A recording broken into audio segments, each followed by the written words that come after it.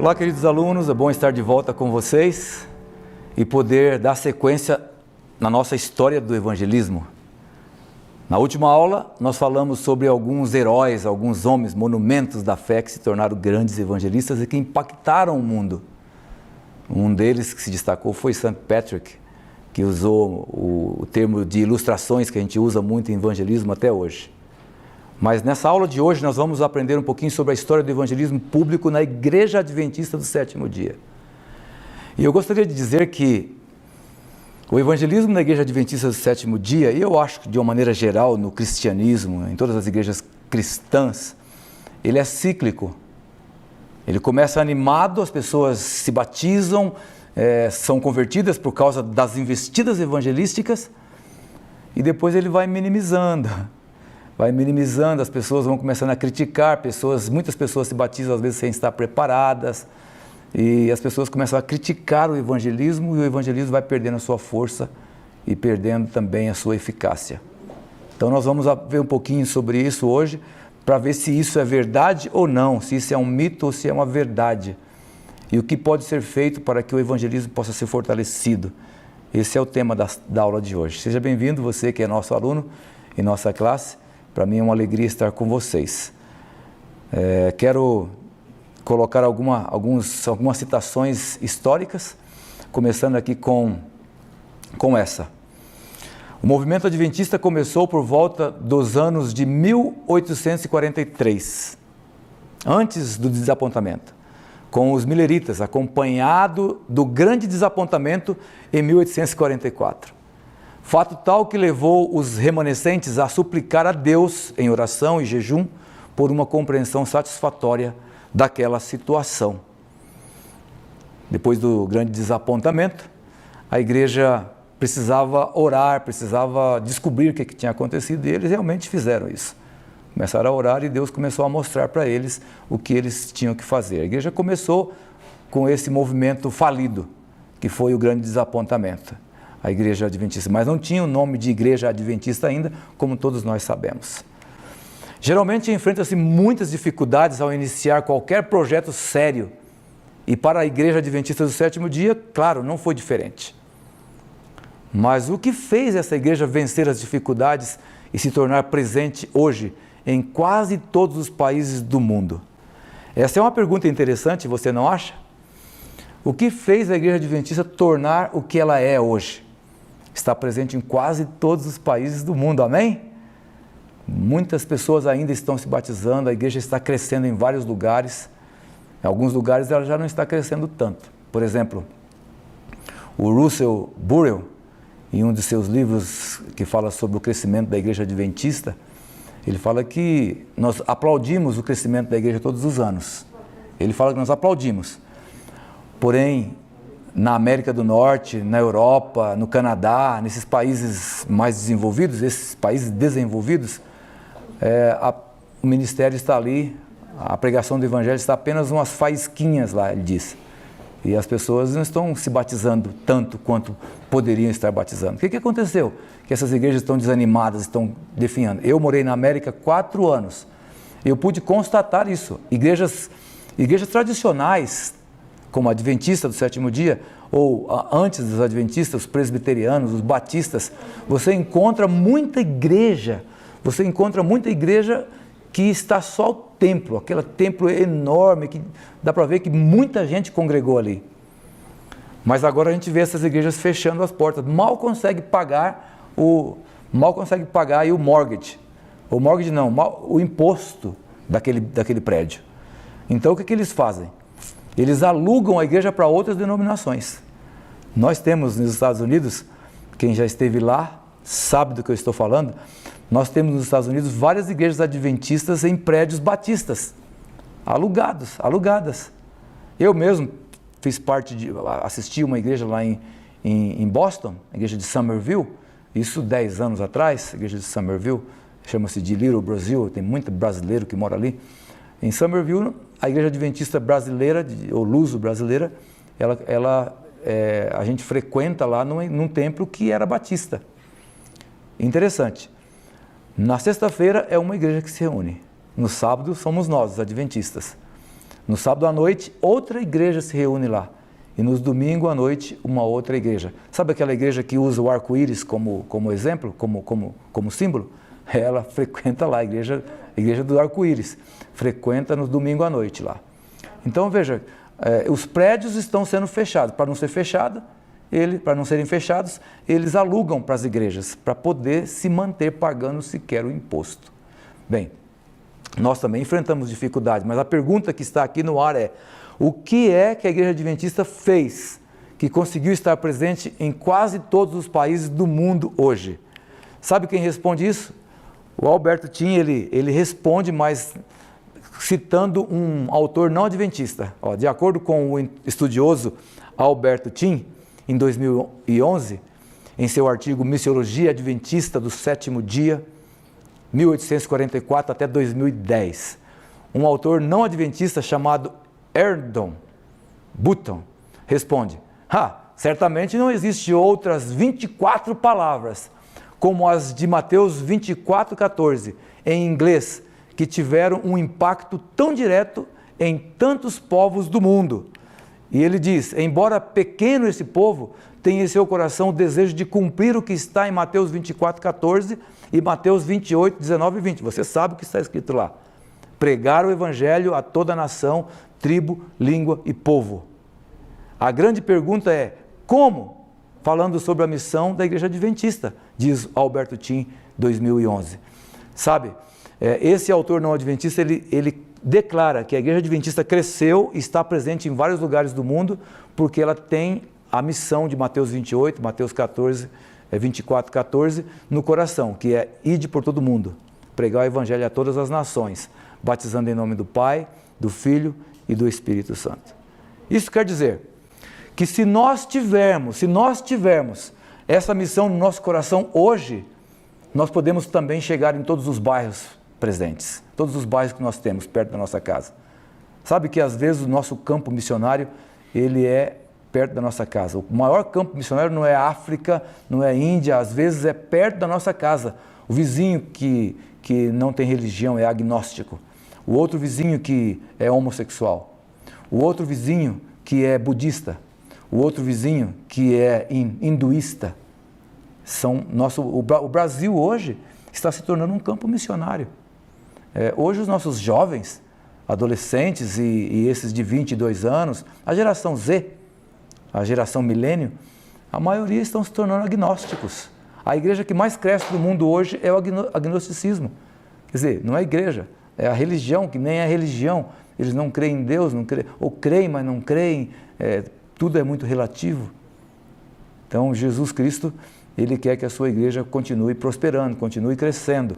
E Alberto Tim, ele continua dizendo o seguinte: Dr. Tim, que é o nosso guardião do Centro White lá na Conferência Geral, ele diz o seguinte, ele declara que com esse estudo minucioso da Palavra de Deus, os pioneiros foram descobrindo outras verdades, esquecidas, tais como juízo investigativo do pré-advento, o sábado do sétimo dia, a perpetuidade da lei de Deus, o ministério celestial de Cristo, a segunda vinda de Jesus, a imortalidade condicional da alma e o dom profético.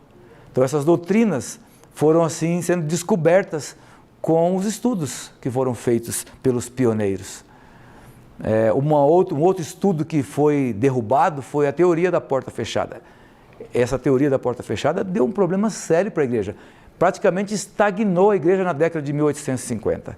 Até o início da década de 1850, os adventistas se mantinham em pregar as verdades restauradas apenas para aqueles que haviam aceitado a doutrina da segunda vinda de Cristo. Já pensou que absurdo isso? Acreditavam no fechamento da porta da graça para o mundo em 1844. Não é de admirar que a igreja não crescia como deveria crescer, pois o povo sabatista pregava apenas para si próprio. Isso ficou denominado como a teoria da porta fechada. A teoria da porta fechada é, na verdade, um seletismo que eles fizeram. Nós recebemos a mensagem, nós cremos nisso, Jesus já está pertinho de voltar e só nós que vamos ser salvos. Não é um absurdo? Como é que vão pregar o mundo, pregar a mensagem de Cristo a toda geração, a todo mundo, a todas as nações, tribos, línguas e povos? Alguma coisa estava errada. E essa doutrina da porta fechada, essa teoria da porta fechada, ela teria que ser mudada. E graças a Deus mudou. Amém? Tim relata que na revista Review and Herald, dia 23 de julho de 1857, página 93, ele diz que Tiago White, no ano de 1857, em um relatório oficial, menciona que no ano de 1849, é muito ano aqui, muito números, né? O número de adventistas chegavam aproximadamente a 100 membros. O número chegava aproximadamente 100 membros. É interessante que poucos anos depois, no ano de 1850, chegava-se a 200 membros. Quer dizer, dobrou o número de membros em questão de 3 anos. E depois, no decorrer de 1850 até 1863, 13 anos se passaram, a igreja cresceu 10 vezes mais e chegou ao número de 3.500 membros. No ano de 1863, isso é, no ano oficial da oficialização da Igreja Adventista do Sétimo Dia. Então ele tinha esse número de pessoas, 3.500 membros. A igreja continuou crescendo. A década de 60 foi coroada com muito esforço na pregação da mensagem adventista. Nesse período já se podia encontrar adventistas do sétimo dia por todo o norte dos Estados Unidos, desde do Maine, Minnesota, ou Minnesota, como alguns dizem, ou Missouri. E antes do final da década, os adventistas do sétimo dia realizavam reuniões evangelísticas, também já em São Francisco, Califórnia. A igreja continuou crescendo. Ellen G. White e Tiago White, aparentemente tudo estava indo muito bem. No coração deles estava o desejo de crescer ainda mais. Então intensificaram os seus esforços com as famosas campais evangelísticas na década de 1870 para 1990, período de maior crescimento em números, que foi de 5.400 membros, cresceu para 15.570 membros, de acordo com o pesquisador Howard, 1966, na sua dissertação da Andrews University. É interessante ver o crescimento da igreja quando o evangelismo começa a acontecer. Então essas campais, eu diria assim, os nossos acampamentos de hoje, ei, ancião, você que dirige a sua igreja aí, local, frente a frente, você vê os jovens planejando acampamentos, não vê? O acampamento tem a raiz nas campais. E as campais evangelísticas criadas por Ellen G. White era para pregar o evangelho. E veja que nós estamos hoje vivendo quase a teoria da porta fechada. Porque tem gente que proíbe não adventista de ir nos nossos acampamentos. Não é uma crítica destrutiva, é uma crítica construtiva, para que o seu acampamento, nesse ano em que você está aqui participando dessa aula, seja um acampamento evangelístico. Como? É a campal evangelística. O que eles faziam na campal evangelística? Eles levavam pregadores, estudavam a Bíblia e ensinavam a verdade para as pessoas. No final faziam um batismo, era um evangelismo. Agora você vai fazer acampamento e leva só os jovens para se divertirem, subir cachoeira, nadar, fazer caminhada, jogar bola, jogar vôlei, brigarem uns com os outros, competirem uns com os outros, e esquece do poder da palavra de Deus. E eu me lembro que algumas igrejas, não muito longe daqui, que fechavam as portas para pessoas não adventistas, porque não queriam ter problemas. Infelizmente, às vezes, muitas igrejas nossas estão fazendo assim. Elas estão fazendo assim porque esqueceram que são barquinhos de pesca. Jesus disse, ei, vinde a mim, você que está cansado e oprimido, e eu vou fazer de você um pescador de homens. Não é você que se torna um pescador de homens, é Jesus que faz de você um pescador de homens. E para que você se torne, ou que Ele faça de você um pescador de homens, é necessário que você vá até Ele e dizer, vinde a mim, os que estão cansados e oprimidos, e eu vos aliviarei. Você quer algo melhor para se aliviar do que uma pescaria? Quando você busca a pescaria, você esquece dos seus problemas. e a pescaria de homens e mulheres para Cristo também não é diferente. Porque você vê que tem muito mais gente por aí com maiores problemas do que você. Então, quando você vai pescar homens, dando estudos bíblicos, fazendo o seu evangelismo pessoal ou público, seja lá como você decidiu, num pequeno grupo, você se esquece dos seus problemas. Os seus problemas são minimizados quando você vê que a maioria das pessoas tem muito mais problemas do que você. E você começa a pregar o evangelho para ajudar essas pessoas, você está se autoajudando. Por isso, eu quero incentivar você que está fazendo essa classe a não simplesmente cumprir um requisito acadêmico, mas também cumprir um requisito pessoal na sua vida, para que a sua vida seja reavivada, para que a sua vida realmente seja valorizada como um cristão de verdade. Um cristão de verdade faz o que Cristo fez. E ele mostra o segredo tão simples. Vinde a mim, você que está cansado e oprimido, eu vou aliviar você. Depois ele fala, vinde a mim e eu vou fazer de você um pescador ou uma pescadora de homens e mulheres. A igreja tem tão poucos pescadores, como eu disse na aula anterior, 85% das pessoas nunca levou ninguém para Cristo. Isso é muito triste. É uma estatística doentia da igreja. A igreja perdeu a sua cultura missionária. Tanto é, as nossas campais se transformaram em acampamentos de simplesmente acampamentos de diversões. Não deixe isso acontecer na sua igreja, não deixa, por favor. E eu quero dizer o seguinte, eu estava falando aqui que às vezes nossas igrejas, elas foram preparadas para ser barquinhos de pescas. Então o barquinho de pesca, eu já vi, já participei, já pesquei em barquinhos. O barquinho de pesca é simples, ele suja de peixe, ali mesmo se limpa o peixe, o barquinho fede, ele cheira mal. Aí nós transformamos nossos barquinhos de pescas em navios, cruzeiros, lindos, maravilhosos, perfeitos. E aí você vai para o cruzeiro, você vai agora para a igreja que é um cruzeiro, linda, bancos estofados, ar-condicionado, tela de multimídia perfeita, som perfeito, tudo perfeito. Sou contra isso? Não, sou muito favorável. A igreja de Deus tem que ser o melhor mesmo para nós, tem que ser melhor que a minha casa. Mas ela não pode se transformar num navio que é proibido pescar. Então é isso que aconteceu com algumas igrejas. É proibido pescar, a gente não quer ter problemas aqui. Nós não queremos ter problemas, por isso a gente já não pesca mais.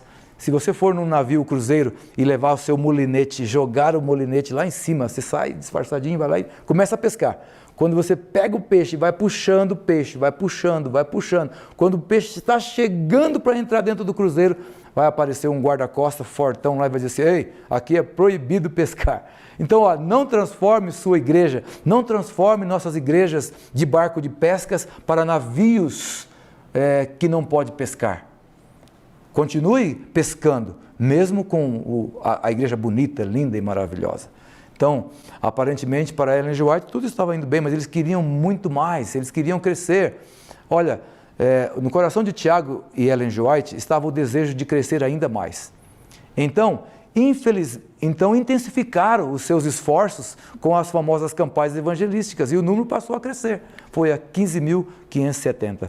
Howard, em sua dissertação, em 1966, ele diz assim, enquanto o evangelismo adventista se alastrava rapidamente, muitos pontos de pregação foram organizados, formando-se assim novas congregações, novas associações, novas uniões, e um orçamento foi elaborado com apoio financeiro externo. Em 1866, com o objetivo de evangelizar mais ainda, estabeleceu-se uma instituição médica. Em 1874, olha o tempo passando, também com o objetivo de abrir a porta para evangelizar com mais poder, se estabeleceu um colégio e também uma segunda casa publicadora, para suplementar a primeira que havia sido aberta em 1861. Eu tenho uma triste notícia, a primeira foi fechada, que é a Review and Herald. Está fechada, agora só está a de cima lá, Pacific Press, aberta. Isso é muito triste, né? Sinal que a igreja está em declínio hoje, lá na América. A igreja mundial está estagnada e em alguns lugares em declínio. E tudo que acontece nos Estados Unidos, cedo ou mais tarde, acontece aqui. Sabia disso? Não deixe isso acontecer. Para isso não acontecer, a gente tem que nos prevenir. Olha, o Howard, na sua dissertação, ele continua dizendo: outros colégios, outras instituições médicas, outras publicações foram abertas, não somente na América, mas também em outros países. Howard declara que por volta do ano 1900, a igreja havia crescido até a casa numérica de 75 mil membros. Espalhados pelo mundo, 16 instituições educacionais, entre as universidades, ensino médio e fundamental, 27 hospitais e sanatórios, uma escola médica, 13 casas publicadoras no mundo e 13 outras instituições pequenas. O total de investimento da denominação totalizava agora 3 milhões de dólares, de acordo com Spalding, 1499. Sabe, queridos amigos, quando eu vejo o crescimento da igreja, eu fico empolgado, fico feliz e eu creio que você também fica. Embora com todo esse crescimento holístico, alguns começaram a perceber pontos negativos dessa expressão evangelística. Muitos que se batizavam não permaneciam na igreja. Ellen G. White havia sido transferida para a Austrália, bem longe, e desde então, 1891, a voz profética era ouvida apenas de longe pela liderança.